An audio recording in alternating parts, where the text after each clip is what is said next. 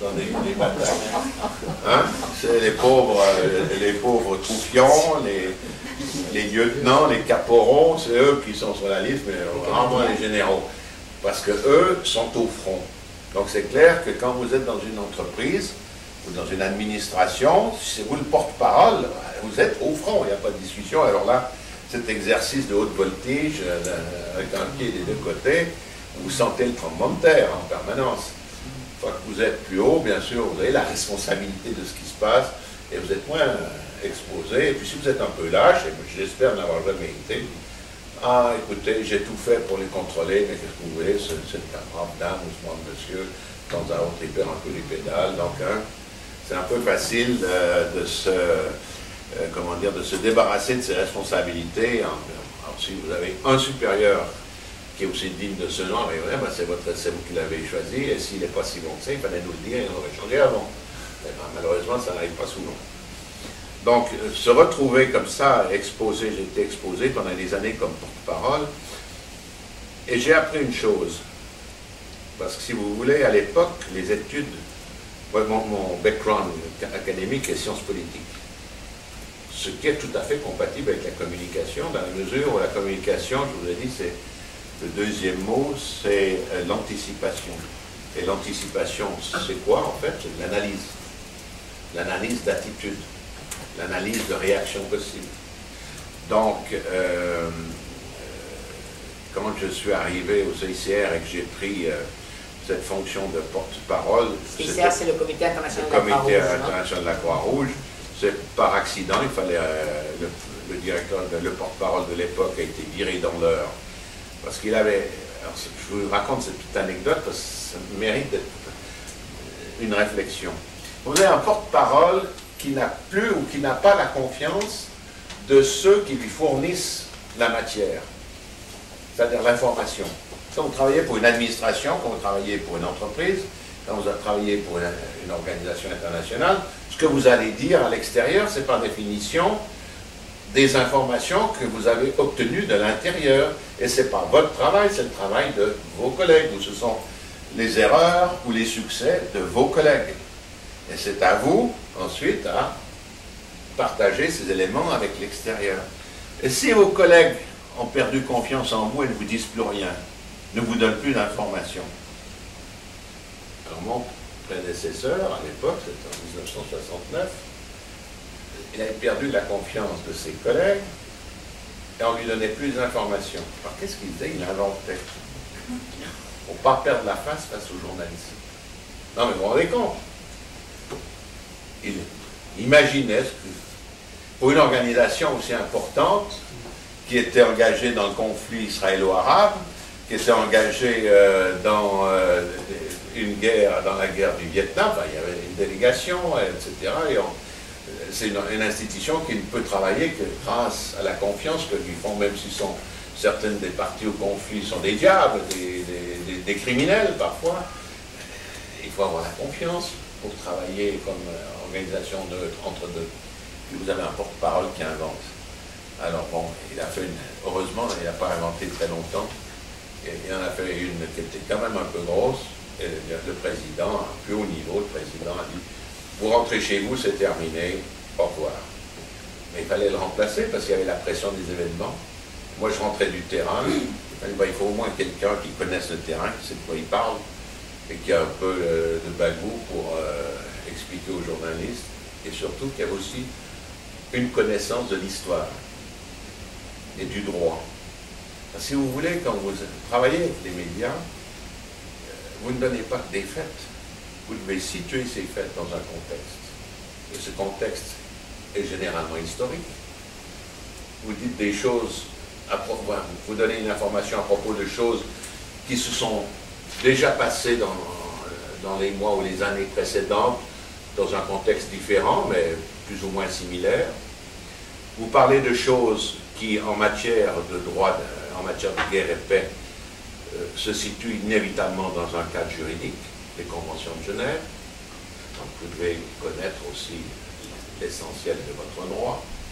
Et puis une organisation comme le CICR, par définition, le droit ne répond pas à toutes les situations. Notamment, il y a un point très important que vous devez connaître, le droit des conventions de Genève sont essentiellement faites pour des situations de conflit entre États. C'est le principe de la réciprocité. Je te donne ça, je veux bien protéger tes prisonniers, mais tu protèges les miens. Donc, par définition, en droit international, vous avez cette réciprocité. Mais en situation de conflit interne, vous avez un gouvernement, puis vous avez un groupe de rebelles, souvent clandestins, vous avez un groupe terroriste ou autre, donc vous n'avez pas cette réciprocité de deux parties qui ont signé des textes, des conventions face à la communauté internationale. Donc vous avez de nombreuses et de plus en plus de situations où en fait le droit n'est pas l'élément essentiel et vous devez travailler avec ce que j'appelle la doctrine, c'est-à-dire les us et coutumes. Vous avez créé un certain nombre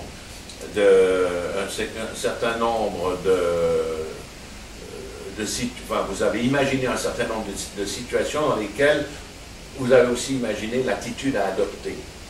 Mais il faut les connaître. Et alors, je suis tombé au moment où j'ai été nommé, c'était l'époque où commençaient les détournements d'avions.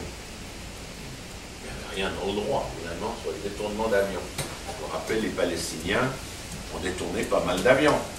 Et il y avait même un détournement très spectaculaire à Zarqa, c'était en 70, je crois, ou en 71, où il y avait 4 avions qui avaient atterri dans le désert. Vous vous rappelez peut-être de cela. Il n'y a absolument rien dans le droit. Mais il y avait déjà eu des détournements d'avions précédents.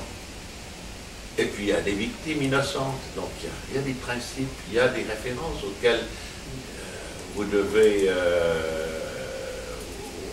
que vous devez avoir en mémoire. Donc, et expliquer aux journalistes. Et c'est pour ça, dans mon travail, je n'ai jamais eu de problème avec les journalistes. Je leur ai dit souvent, je ne peux pas vous le confirmer, sur les faits, pour l'instant, I'm sorry, no comment.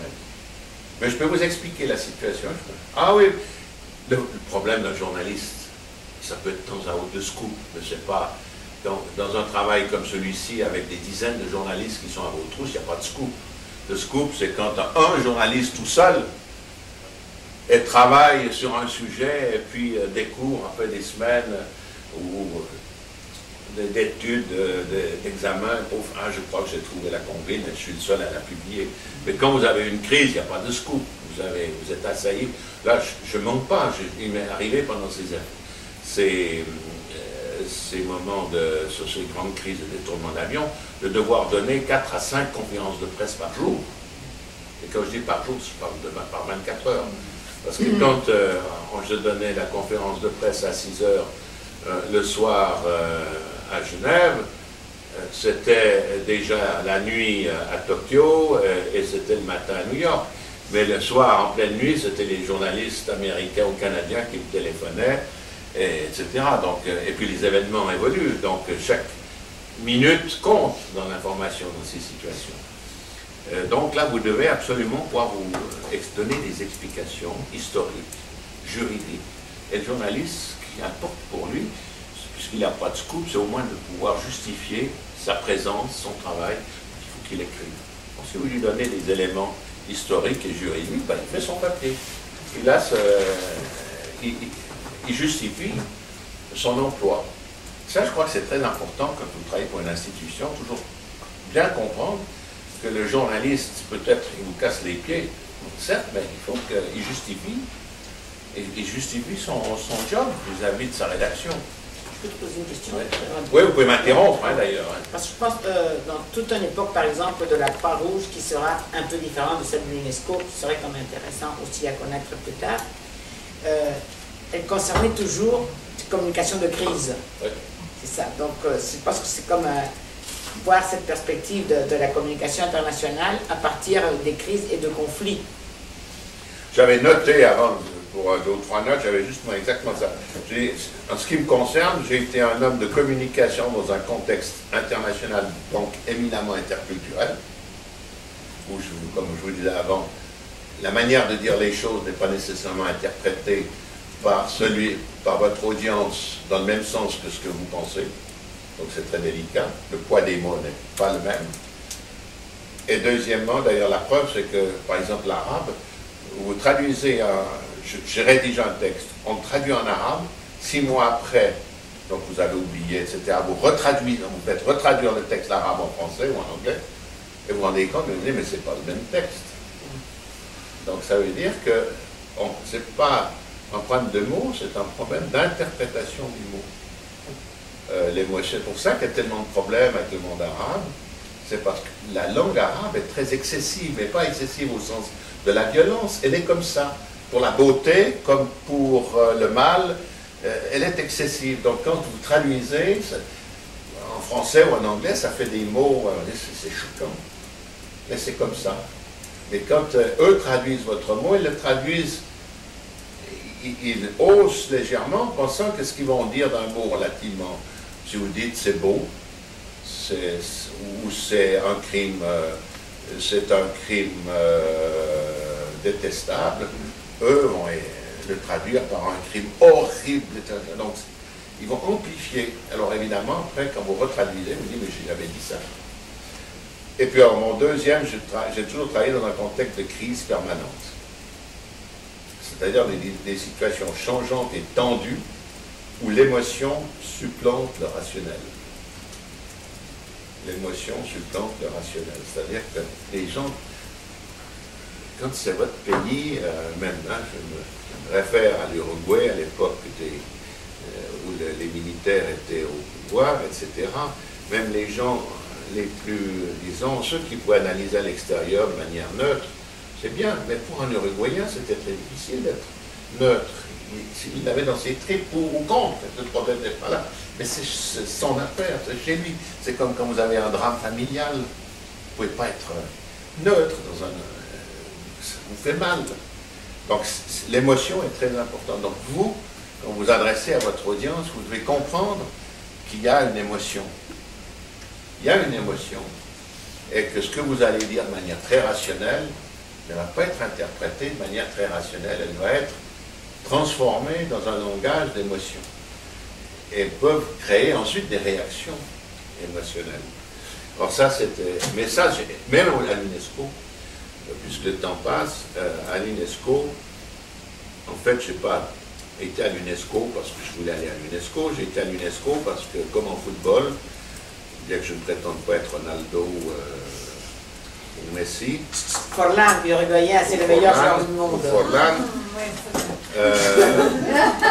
Le CICR, comme je dis, qui est un peu la Rolls-Royce des organisations internationales, et qui est quand même pas... Pourquoi? Pour vous donner aujourd'hui, à l'époque, c'était pas de ça, mais aujourd'hui, c'est plus d'1 milliard de budget par année. Hein.